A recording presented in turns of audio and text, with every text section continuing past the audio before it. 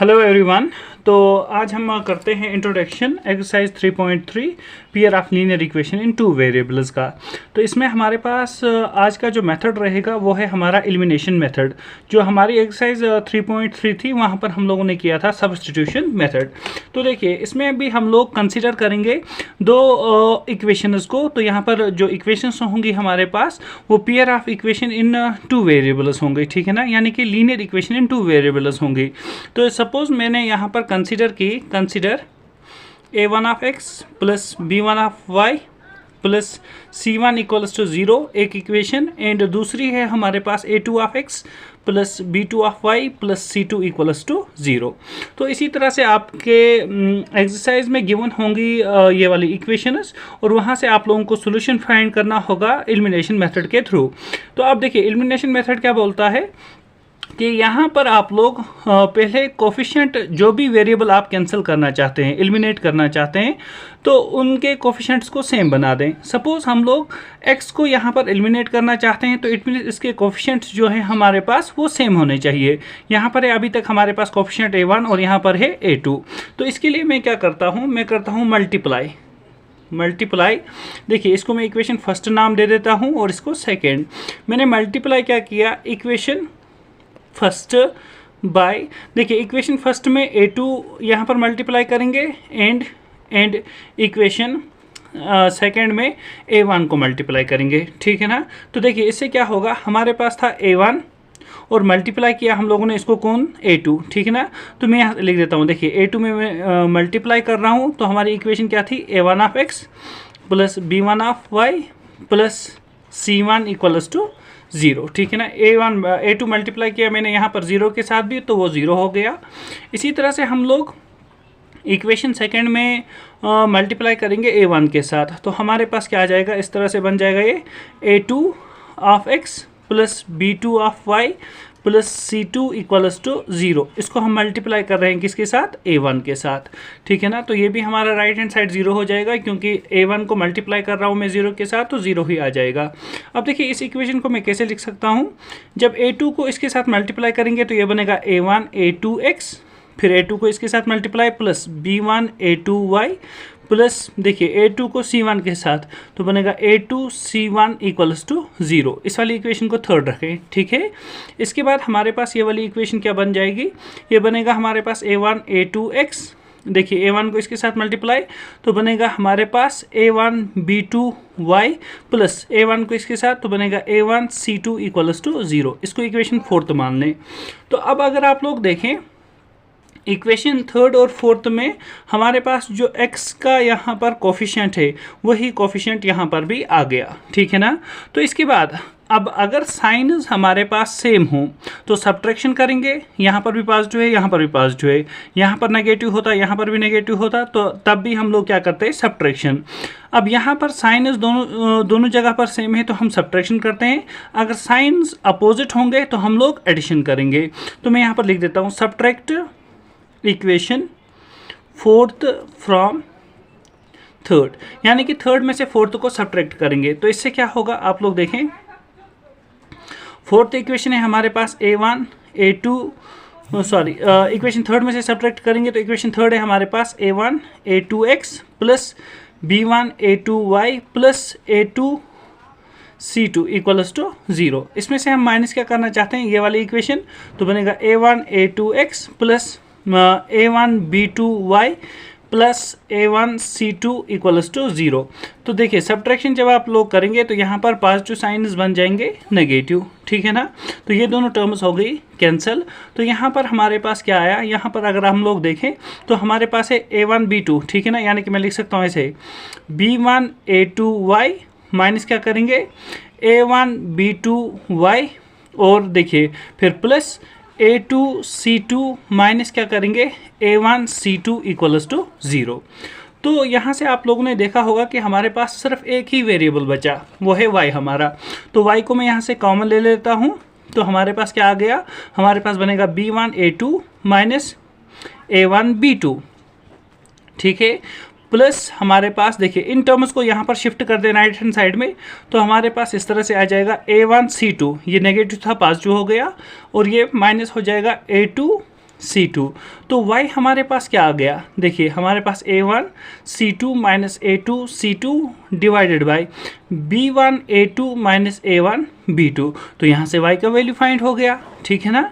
अब इस y के वैल्यू को आप लोग इक्वेशन या तो फर्स्ट में सेकंड में किसी भी जगह डाल दें तो वहाँ पर हमारे पास किसका वैल्यू आ जाएगा, x का, ठीक है ना।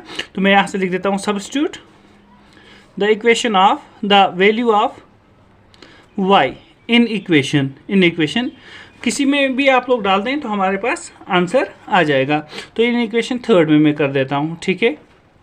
तो हमारे पास क्या रहेगा, इक्वेशन थर्ड हमारे पास है ये वाली A1 A2 x, ठीक है ना।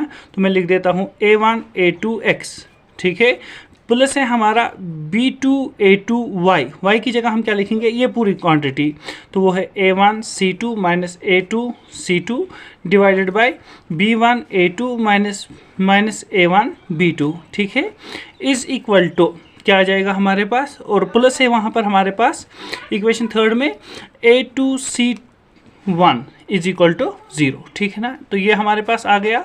इसके बाद देखें आप लोग यहाँ पर, तो यहाँ पर हमारे पास सिर्फ एक ही वेरिएबल बचा है, वो हमारा x है, ठीक है ना, x है। तो जब इन क्वांटिटीज़ को आप ट्रांसफ़र कर देंगे तो हमारे पास किसका वैल्यू आ जाएगा, x का। तो मैं डायरेक्ट लिख सकता हूँ ना A1 A2 x is equal to, देखिए इन चीज़ों को ट्रांसफ़र कर दें यहाँ पर राइट हैंड साइड में, तो हमारे पास बनेगा माइनस A2 C1 और ये वाली क्वांटिटी वहाँ जाएगी तो माइनस B2 A2 और मल्टीप्लाई है इसके साथ A1 C2 minus A2 C2 divide by B1 A2 minus A1 B2। तो अब देखिए, अब x का वैल्यू निकालना है तो ये डिवाइड में चला जाएगा और यहाँ से x का वैल्यू आ जाएगा। तो आई होप आप लोगों को हुआ होगा अंडरस्टैंड कि एलिमिनेशन मेथड को अप्लाई कैसे करना है। मैं एक एग्जांपल के थ्रू आप लोगों को इन क्वांटिटीज़ को, यानी कि हम लोगों ने ये प्रोसेस कैसे किया, इसको मैं समझा देता हूँ। तो एग्जाम्पल है हमारे पास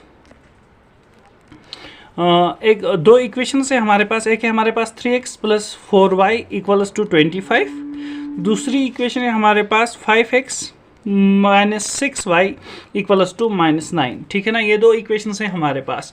अब इन दो इक्वेशंस का सॉल्यूशन करेंगे बाय एलिमिनेशन मेथड। तो पहले आप लोग देखें, चाहे आप किसी भी वेरिएबल को कैंसिल करना चाहते हैं तो उसका कोफिशिएंट क्या होना चाहिए, सेम, जो ऑलरेडी हम लोगों ने देखा एलिमिनेशन मेथड के थ्रू। तो यहाँ से हम लोग पहले इसका कोफिशिएंट सेम कर देते हैं। तो मैं लिखता हूँ मल्टीप्लाई इक्वेशन, इसको फर्स्ट नाम दे दें, इसको सेकेंड। फर्स्ट किससे करेंगे, 5 से, and equation first by 5 and second by 3, ठीक है ना। जो भी कोफिशिएंट्स हमारे पास होंगे उन्हीं से मल्टीप्लाई कर दें। तो ये बनेगा 3 5, इसको 5 से मल्टीप्लाई कर दें तो बनेगा 3x plus 4y is equal to 25 into 5, ठीक है ना। तो ये क्या बन जाएगी हमारी इक्वेशन, 5 3 हो गया 15x और 5 4 20, तो plus 20 y is equal to 25 into 5 करेंगे तो 125 आ गया हमारे पास, ठीक है। इसके बाद हम लोग क्या कर सकते हैं, इसके बाद हमारे पास जो नेक्स्ट इक्वेशन है वो है हमारे पास 5x minus 6y is equal to है -9। तो मल्टीप्लाई किससे करना है, 3 से, तो यहाँ से भी 3 मल्टीप्लाई, यहाँ से भी 3 मल्टीप्लाई। तो अब देखिए हमारे पास क्या आ जाएगा यहाँ से, तो 3 5 इज़ 15, तो बन जाएगा हमारे पास 15x। तो देखिए फिर 3 6 18, तो बन गया -18y। तो किसके इक्वल आएगा, 9 3 27, तो -27, ठीक है। इसको इक्वेशन थर्ड और इसको फोर्थ। अब देखिए हमारे पास इसके बाद क्या करेंगे, जब साइन सेम होंगे तो सब्ट्रैक्शन, तो ये सब्ट्रैक्शन, तो ये माइनस है तो ये बन जाएगा प्लस, और ये माइनस है तो ये बन जाएगा प्लस, ठीक है। अब ये यहाँ पर देखें आप 15x विल गेट कैंसल।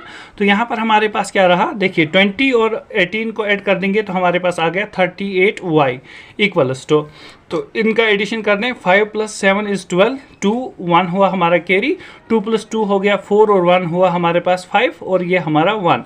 तो हमारे पास आ गया 38y इक्वल्स टू 152, ठीक है ना। इसके बाद हम क्या कर सकते हैं, y is equal to 152 divided by 38, ठीक है। y इज इक्वल टू, तो क्या करेंगे हम लोग, 152। तो यहाँ पर 2 के टेबल में देखें हम लोग, ये दोनों वैल्यूज़ आ रहे हैं हमारे, तो यहाँ पर मैं कर सकता हूँ 2 1 2, 2 9 18, ठीक है ना। इसी तरह से यहाँ से आप लोग देखें 2 7 14, वहाँ पर 1 रहा, बन गया 12, 2 6 12, तो हमारे पास क्या आ गया 76 डिवाइडेड बाय 19, ठीक है ना। इसके बाद हम लोग क्या कर सकते हैं, अगर 19 के टेबल में देखें तो हमारे पास क्या ये वाला वैल्यू आ रहा है, तो हमारे पास 19 टू जा करेंगे तो आ जाएगा 38 होता है 72, हाँ।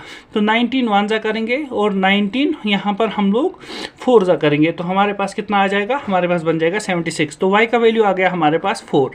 इसके बाद हम लोग क्या करेंगे, यहाँ से इस वाले वैल्यू को इक्वेशन 3 या 4 में डाल दें।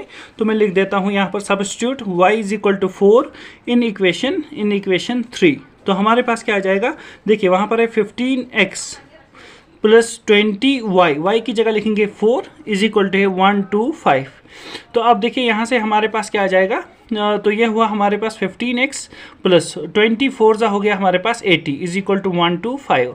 तो बन जाएगा 15x, ठीक है ना, 15x और इज इक्वल टू 125। इस 80 को यहाँ पर ट्रांसफ़र कर दें तो -80, तो बन जाएगा 15x इज इक्वल टू 125 में से 80 को सब्ट्रैक्ट कर दें तो हमारे पास कितना रहा 45।